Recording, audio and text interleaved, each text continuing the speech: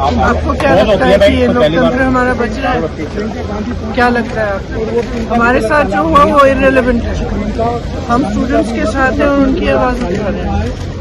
Students के साथ जो हुआ आप ही बताइए, सही है कि गलत है? बच्चे हैं सारे, प्रोटेस्ट कर रहे हैं। कोई ऐसे प्रोटेस्ट नहीं है, जेन्युइन इशू है, जेन्युइन प्रॉब्लम है। सारे इस देश के सारे माँ बाप जानते हैं, इस देश के सारे स्टूडेंट्स जानते हैं, इस देश के सारी टीचर्स भी जानती हैं, सब जानते हैं। तो एक जेन्युइन मामला है, जेन्युइन इशू है। उस पे स्टूडेंट सिर्फ अपना अधिकार मांग रहे हैं और कुछ नहीं मांग रहे हैं। वो सिर्फ ये कह रहे हैं हमें अपना अधिकार दो। हमें कब? आप हर एग्जाम को क्या पेपर लीक करा रहे हो? बच्चे इतना संघर्ष करके पढ़ाई करते हैं, अपने लिए फ्यूचर देखते हैं, आप उस फ्यूचर को बिगाड़ रहे हो।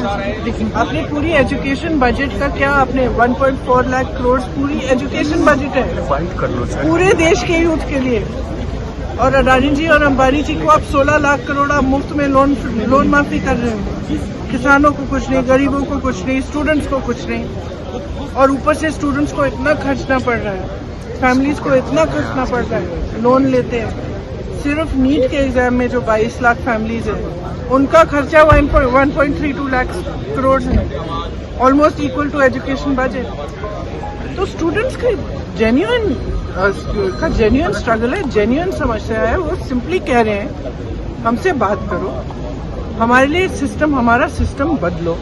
ये सिस्टम चल नहीं रहा है, टूटा हुआ सिस्टम है, सब जानते हैं टूटा हुआ सिस्टम है। जिसके बच्चे हैं, किसी भी क्लास का हो, किसी भी वर्ग का हो, जिसके बच्चे वो जानता है कि बच्चों पे क्या बीतती है जब एग्जाम देते हैं। और आप सोचिए कि 26, 27, 28 साल के बच्चे बार बार एग्जाम दे रहे हैं, बार बार पेपर लीक हो रहा है, अपनी नियुक्ति का वेट कर रहे हैं, नियुक्तियां नहीं हो रही हैं, तो फ्यूचर तो बर्बाद हो रहा है ना सबका। ऊपर से आप जॉब्स क्रिएट नहीं कर रहे हो। प्रदर्शन को अलोकतांत्रिक बता रहे हैं। हमारा प्रोटेस्ट अलोकतांत्रिक है।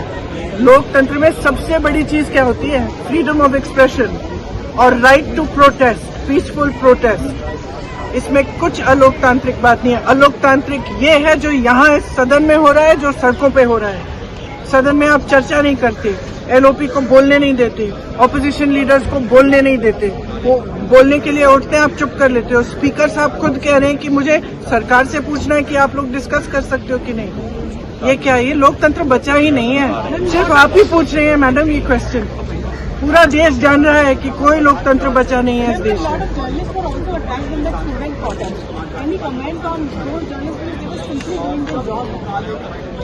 Look, it's very clear.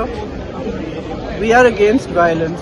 We have always been. This is the ideology of our party. It's the ideology of our nation. Mahatma Gandhi fought for freedom. It was a unique revolution in which there was zero violence on their part. And I have heard the protesters and students and all also saying that they are not going to be violent. So if people have got hurt, police people have got hurt, or journalists have also got hurt along with the students, it's unfortunate. But please be truthful when you present it to the public. Because what we are seeing is that the students are being attacked mercilessly. They are being beaten with lathis, they are being tear gassed, girls are being treated in an obnoxious manner, their clothes are being torn off.